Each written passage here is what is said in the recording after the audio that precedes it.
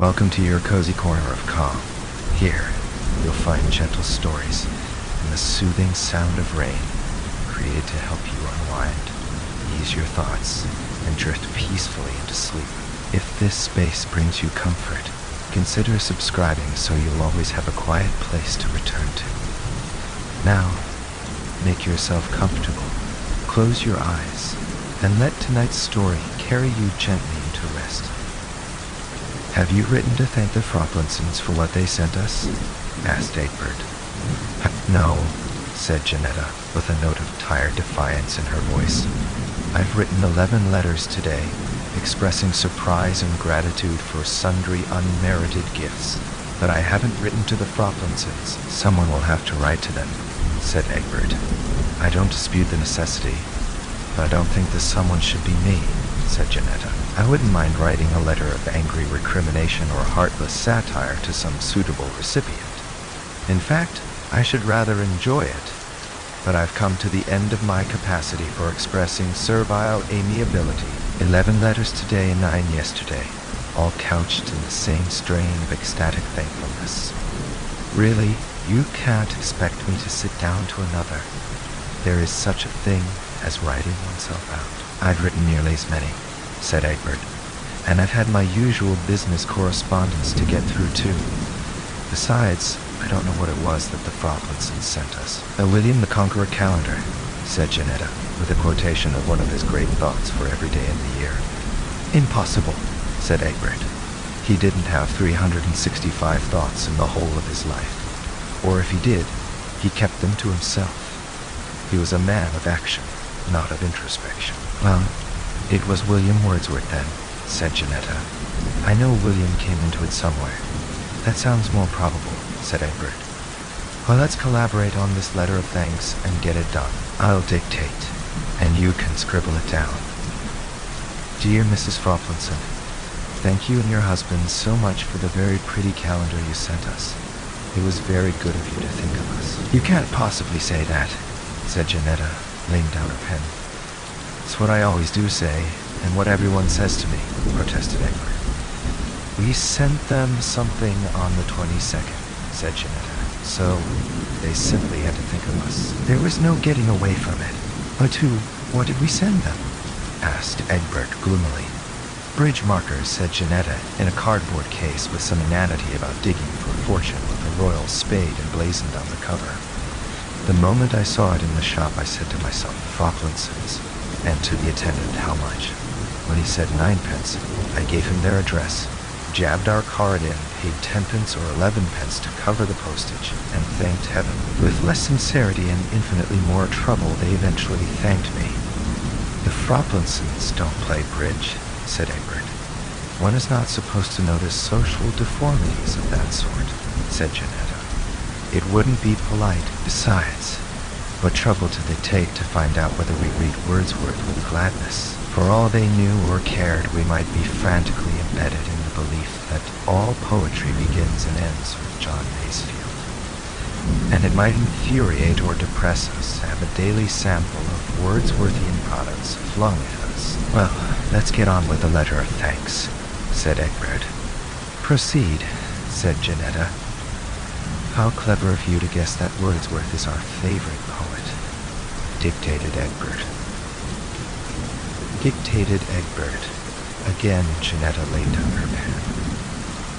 "Do you realize what that means?" she asked. "A Wordsworth booklet next Christmas, and another calendar the Christmas after, with the same problem of having to write suitable letters of thankfulness. No, the best thing to do is to drop all further allusion to the calendar and switch off onto some other topic." "But what other topic?" "Oh, something like this. What do you think of the New Year honors list? A friend of ours made such a clever remark when he read it." Then you can stick in any remark that comes into your head. It needn't be clever. The Froplinsons won't know whether it is or isn't. We don't even know on which side they are in politics," objected Egbert. "And anyhow, you can't suddenly dismiss the subject of the calendar. Surely there must be some intelligent remark that can be made about it." "Well, we can't think of one," said Janetta wearily. "The fact is, we've both written ourselves out. Heavens, I just remembered Mrs. Stephen Ludbury. I haven't thanked her for what she sent. The 3, what did she send? I forget. I think it was a calendar. There was a long silence, the forlorn silence of those who are bereft of hope and have almost ceased to care. Presently, Egbert started from his seat with an air of resolution. The light of battle was in his eyes. "Let me come to the writing table," he exclaimed.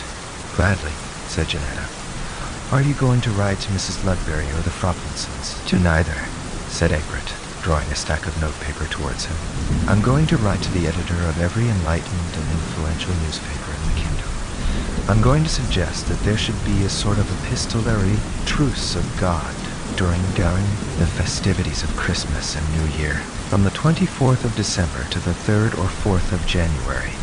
It shall be considered an offense against good sense and good feeling to write or expect any letter or communication that does not deal with the necessary events of the moment. Answers to invitations, arrangements about trains, renewal of club subscriptions, and, of course, all the ordinary everyday affairs of business, sickness, engaging new cooks, and so forth. These will be dealt with in the usual manner, as something inevitable, a legitimate part of our daily life. But all the devastating accretions of correspondence incident to the festive season, these should be swept away to give the season a chance of being really festive, a time of untroubled, unpunctuated peace and goodwill." "But you would have to make some acknowledgement of presents received," objected Janetta. "Otherwise people would never know whether they had arrived safely." "Of course, I have thought of that," said Egbert. "Every present that was sent off would be accompanied by a ticket bearing the date of dispatch and the signature of the sender, and some conventional hieroglyphic to show that it was intended to be a Christmas or New Year gift. There would be a counterfoil with space for the recipient's name and the date of arrival, and all you would have to do would be to sign and date the counterfoil. Add a conventional hieroglyphic indicating heartfelt, thanks and gratified surprise. Put the thing into an envelope and post it."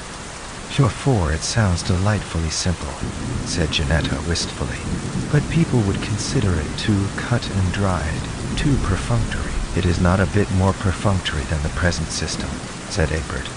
"I have only the same conventional language of gratitude at my disposal with which to thank dear old Colonel Chuttle for his perfectly delicious Stilton, which we shall devour to the last morsel, and the Froplinsons for their calendar, which we shall never look at. Colonel Chuttle knows that we are grateful for the Stilton, without having to be told so, and the Froplinsons know that we are bored with their calendar, whatever we may say to the contrary, just as we know that they are bored with the bridge markers, in spite of their written assurance that they thanked us for our charming little gift. What is more, the Colonel knows that even if we had taken a sudden aversion to Stilton, or been forbidden it by the doctor, we should still have written a letter of hearty thanks around it. So, you see, the present system of acknowledgement is just as perfunctory and conventional as the counterfoil business would be, only 10 times more tiresome and brain-wracking.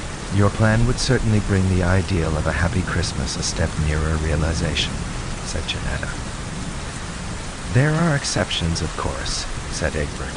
"People who really try to infuse a breath of reality into their letters of acknowledgement. And Susan, for instance, who writes, 'Thank you very much for the ham. Not such a good flavor as the one you sent last year, which itself was not a particularly good one. Hams are not what they used to be.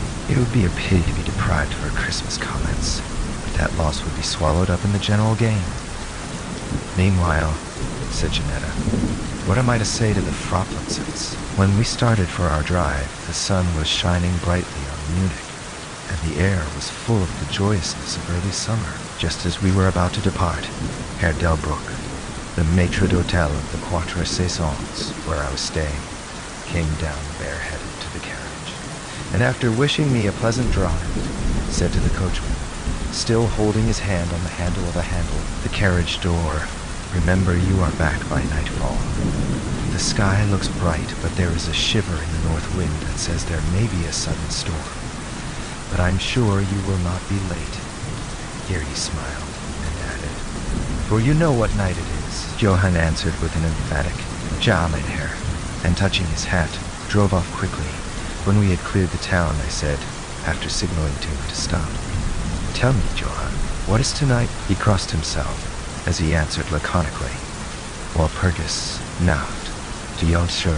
Then he took out his watch, a great, old-fashioned German silver thing, as big as a turnip, and looked at it, with his eyebrows gathered together, and a little impatient shrug of his shoulders. I realized that this was his way of respectfully protesting against the unnecessary delay, and sank back in the carriage, merely motioning him to proceed. He started off rapidly, as if to make up for lost time. Every now and then the horses seemed to throw up their heads and sniff the air suspiciously. On such occasions I often looked round in alarm.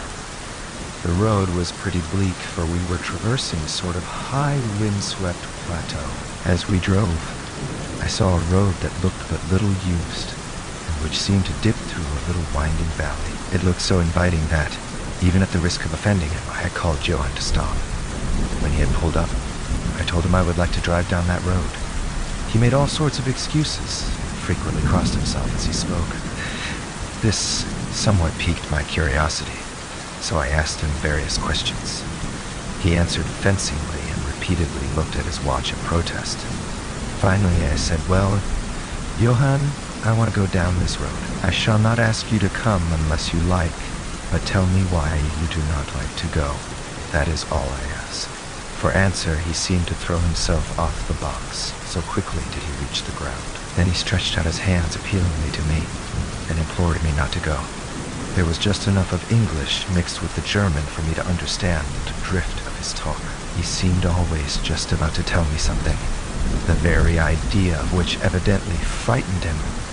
But each time he pulled himself up, saying, "Walpurgis Nacht." I tried to argue with him, but it was difficult to argue with a man when I did not know his language. The advantage certainly rested with him, for although he began to speak in English, of a very crude and broken kind, he always got excited and broke into his native tongue, and every time he did so, he looked at his watch. Then the horses became restless and sniffed the air.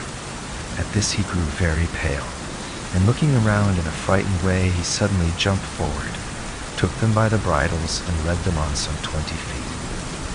I followed and asked why he had done this. For an answer, he crossed himself, pointed to the spot we had left, and drew his carriage in the direction of the other road, indicating across, and said, first in German, then in English, buried him what killed themselves. I remembered the old custom of burying suicides at crossroads.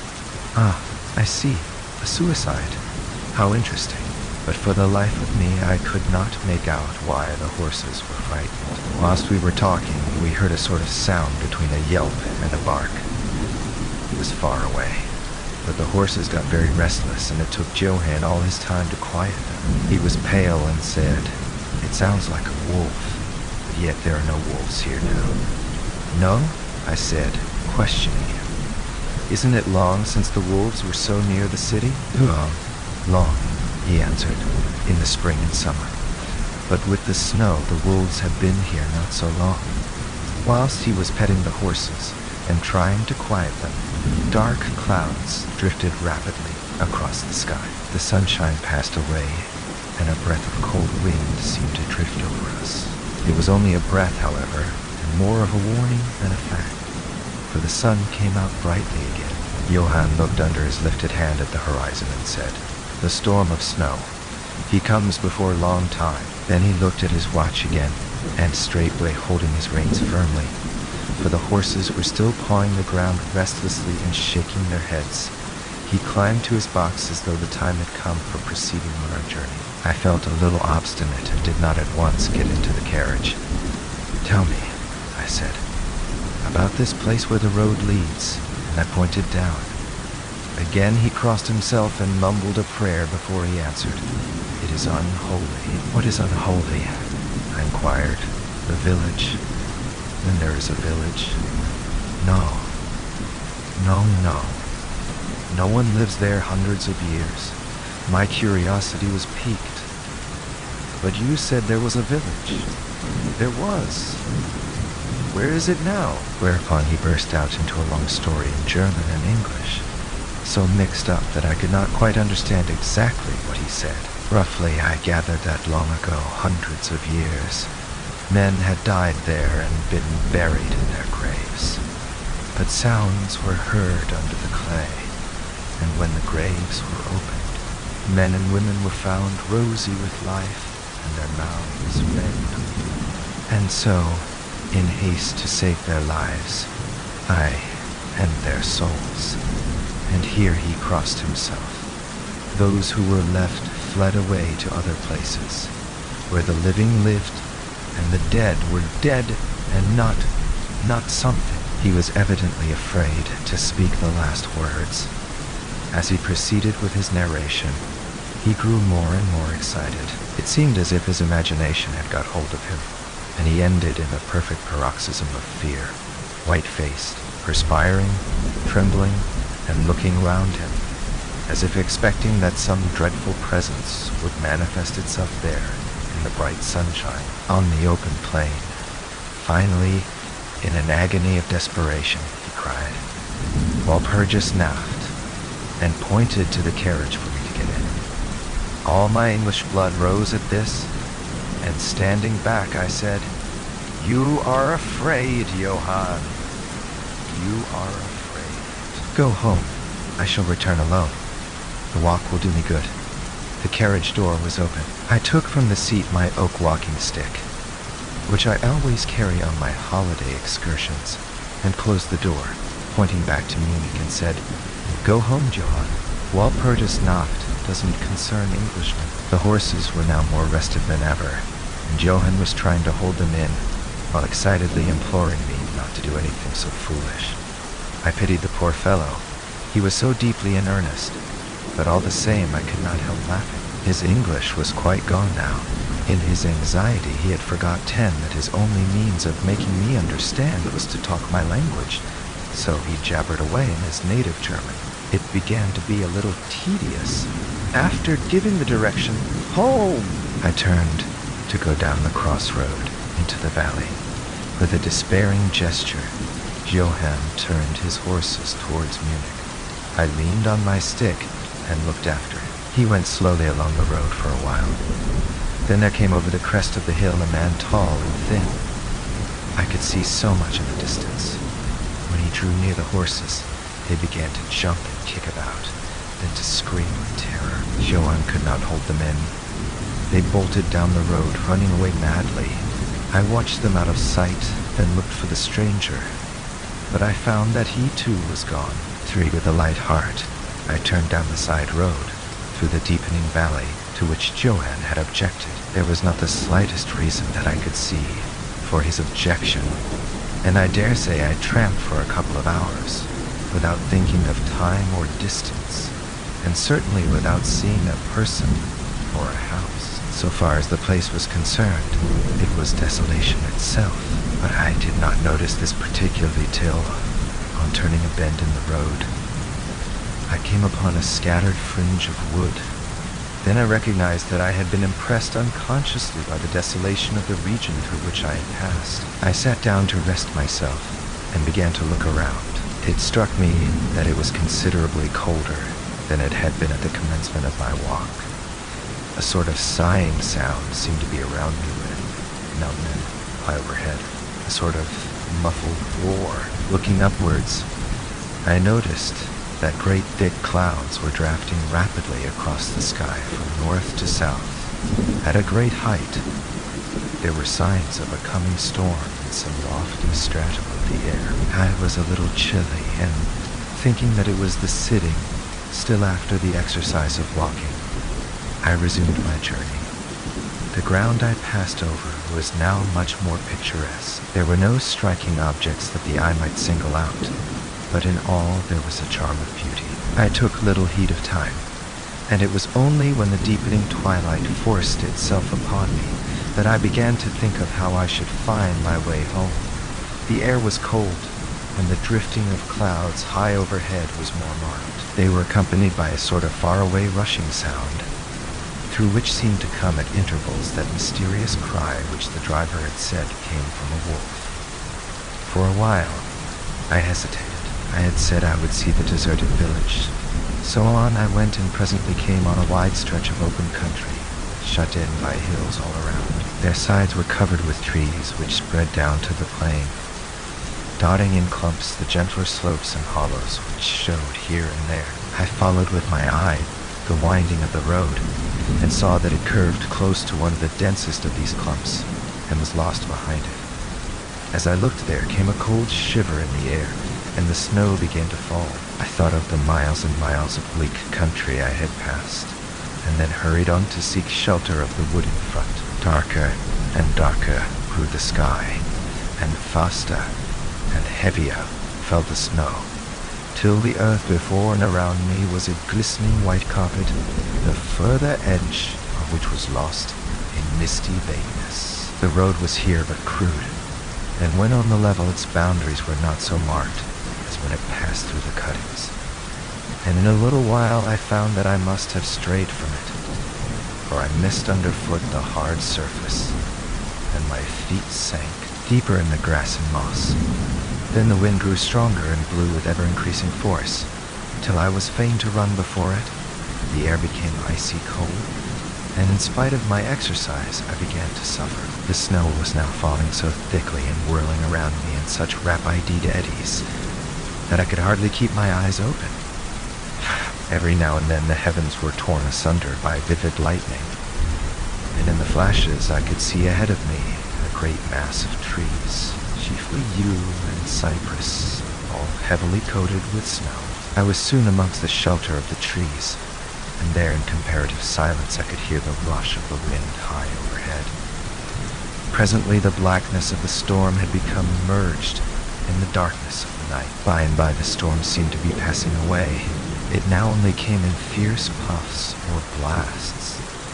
At such moments the weird sound of the wolf appeared to be echoed by many similar sounds around. Now and again, through the black mass of drifting cloud, came a straggling ray of moonlight, which lit up the expanse and showed me that I was at the edge of a dense mass of cypress and yew trees. As the snow had ceased to fall, I walked out from the shelter and began to investigate more closely. It appeared to me that, amongst so many old foundations as I had passed, there might be still standing a house in which, though in ruins, I could find some sort of shelter for a while. As I skirted the edge of the copse, I found that a low wall encircled it, and following this, I presently found an opening. Here the cypresses formed an alley leading up to a square mass of some kind of building. Just as I caught sight of this, however, the drifting clouds obscured the moon, and I passed up the path in darkness. The wind must have grown colder, for I felt myself shiver as I walked. But there was hope of shelter, and I groped my way blindly. I stopped, for there was a sudden stillness. The storm had passed, and perhaps in sympathy with nature's silence, my heart seemed to cease to beat. But this was only momentarily, for suddenly the moonlight broke through the clouds, showing me that I was in a graveyard, and that the square object before me was a great massive tomb of marble, as white as the snow that lay on and all around it. With the moonlight, there came a fierce sigh of the storm, which appeared to resume its course with a long, low howl, as of many dogs or wolves. I was awed and shocked, and I felt the cold perceptibly grow upon me, till it seemed to grip me by the heart. Then while the flood of moonlight still fell on the marble tomb, the storm gave further evidence of renewing, as though it were returning on its track, impelled by some sort of fascination. I approached the sepulchre to see what it was, and why such a thing stood alone in such a place. I walked around it and read, over the Doric door, in German, Countess Dolingen of Graz and Styria sought and found death, 1801, on the top of the tomb, seemingly driven through the solid marble. For the structure was composed of a few vast blocks. Of stone was a great iron spike or stake. On going to the back I saw, graven in great Russian letters, The dead travel fast. There was something so weird and uncanny about the whole thing that it gave me a turn and made me feel quite faint. I began to wish, for the first time, that I had taken Johan's advice. Here a thought struck me, which came under almost mysterious circumstances, and with a terrible shock. This was Walpurgis Night. Walpurgis Night was when, according to the belief of millions of people, the devil was abroad. When the graves were opened and the dead came forth and walked. When all evil things of earth and air and water held revel. This very place the driver had specially shunned. This was the depopulated village of centuries ago. This was where the suicide lay. And this was the place where I was alone. Unmanned, shivering with cold in a shroud of snow, with a wild storm gathering again upon me. It took all my philosophy, all the religion I had been taught, all my courage, not to collapse in a paroxysm of fright. And now a perfect tornado burst upon me. The ground shook as though thousands of horses thundered across it. And this time the storm bore on its icy wings, not snow, but great hailstones, which drove with such violence that they might have come from the thongs of Bellaric slingers. Hailstones that beat down leaf and branch and made the shelter of the cypresses of no more avail than though their stems were standing corn. And at first, I had rushed to the nearest tree, but I was soon fain to leave it and seek the only spot that seemed to afford refuge, the deep Doric doorway of the marble tomb. There, crouching against the massive bronze door, I gained a certain amount of protection from the beating of the hailstones, for now they only drove against me as they ricocheted from the ground and the side of the marble. As I leaned against the door, it moved slightly and opened inwards. The shelter of even a tomb was welcome in that pitiless tempest, and I was about to enter it when there came a flash of forked lightning that lit up the whole expanse of the heavens. In the instant, as I am a living man, I saw as my eyes turned into the darkness of the tomb, a beautiful woman with rounded cheeks and red lips, seemingly sleeping on a bier. As the thunder broke overhead, I was grasped as by the hand of a giant and hurled out into the storm. The whole thing was so sudden that before I could realize the shock, moral as well as physical, I found the hailstones beating me down. At the same time, I had a strange, dominating feeling that I was not alone. I looked towards the tomb. Just then there came another blinding flash, which seemed to strike the iron stake that surmounted the tomb and to pour through to the earth, blasting and crumbling the marble as in a burst of flame. The dead woman rose for a moment of agony while she was lapped in the flame, and her bitter scream of pain was drowned in the thunder crash. The last thing I heard was this mingling of dreadful sound, as again I was seized in the giant grasp and dragged away. While the hailstones beat on me, the air around seemed to reverberate with a howl. The last sight that I remembered was a vague, white, moving mass, as if all the graves around me had sent out the phantoms of their sheeted dead, and that they were closing in on me through the white cloudiness of the driving hail. Gradually there came a sort of vague beginning of consciousness, then a sense of weariness that was dreadful. For a time I remembered nothing, but slowly my senses returned. My feet seemed positively racked with pain, yet I could not move them. They seemed to be numbed. There was an icy feeling at the back of my neck and all down my spine, and my ears, like my feet, were dead yet in torment. But there was in my breast a sense of warmth, which was by comparison delicious. It was as a nightmare, a physical nightmare, if one may use such an expression, for some heavy weight on my chest made it difficult for me to breathe. This period of semi-lethargy seemed to remain a long time, and as it faded away, I must have slept or swooned. Then came a sort of loathing, like the first stage of seasickness, and a wild desire to be free of something.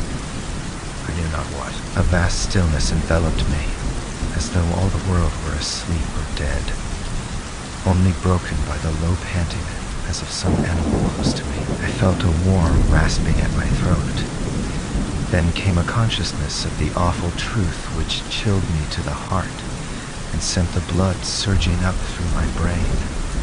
Some great animal was lying on me, and now licking my throat. I feared to stir, for some instinct of prudence bade me lie still. But the brute seemed to realize that there was now some change in me, for it raised its head.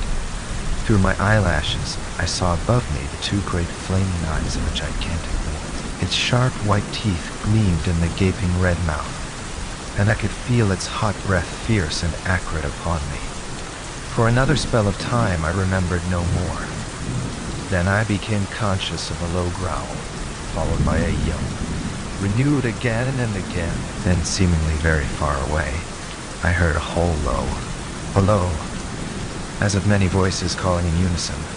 Cautiously, I raised my head and looked in the direction whence the sound came, but the cemetery blocked my view. The wolf still continued to yelp in a strange way, and a red glare began to move round the grove of cypresses, as though following the sound. As the voices drew closer, the wolf yelped faster and louder. I feared to make either sound or motion. Nearer came the red glow of the white pall which stretched into the darkness around me. Then all at once from beyond the trees there came at a trot a troop of horsemen bearing torches. The wolf rose from my breast and made for the cemetery. I saw one of the horsemen, soldiers by their caps and their long military cloaks, raise his carbine and take aim. A companion knocked up his arm, and I heard the ball whiz over my head. He had evidently taken my body for that of the wolf. Another sighted the animal as it slunk away, and a shot followed. Then, at a gallop, the troop rode forward, some towards me, others following the wolf as it disappeared amongst the snow-clad cypresses. As they drew nearer, I tried to move but was powerless, although I could see and hear all that went on around me. 2 or 3 of the soldiers jumped from their horses and knelt beside me. One of them raised my head and placed his hand over my heart. "Good news, comrades," he cried. His heart still beats. Then some brandy was poured down my throat, put vigor into me, and I was able to open my eyes fully and look around. Lights and shadows were moving among the trees, and I heard men call to one another. They drew together, uttering frightened exclamations, and the lights flashed as the others came pouring out of the cemetery pell-mell, like men possessed. When the further ones came close to us, those who were around me asked them eagerly, "Well, have you found him?" The reply rang out hurriedly, "No, no, come away quick, quick. This is no place to stay, and on this of all nights." "Five, what was it?" was the question, asked in all manner of keys. The answer came variously, and all indefinitely, as though the men were moved by some common impulse to speak yet, were restrained by some common fear from giving their thoughts. It, indeed, gibbered one, whose wits had plainly given out for the moment. A wolf, and yet not a wolf. Another put in shudderingly, "No use trying for him without the sacred bullet." A third remarked in a more ordinary manner, "Serve us right for coming out on this night. Truly we have earned our 1,000 marks." Were the ejaculations of a fourth. There was blood on the broken marble. Another said after a pause, "The lightning never brought that there. And for him, is he safe? Look at his throat. See, comrades, the wolf has been lying on him and keeping his blood warm." The officer looked at my throat and replied, "He is all right. The skin is not pierced." What does it all mean? We should never have found him but for the yelping of the wolf. What became of it? Asked the man who was holding up my head, and who seemed the least panic-stricken of the party, for his hands were steady and without tremor. On his sleeve was the chevron of a petty officer. "It went home," answered the man, whose long face was Paul I.D., who actually shook with terror as he glanced around him fearfully. "There are graves enough there in which it may lie. Come, comrades, come quickly. "Let us leave this cursed spot." The officer raised me to a sitting posture as he uttered a word of command. Then several men placed me upon a horse. He sprang to the saddle behind me, took me in his arms, gave the word to advance, and turning our faces away from the cypresses, we rode away in swift military order.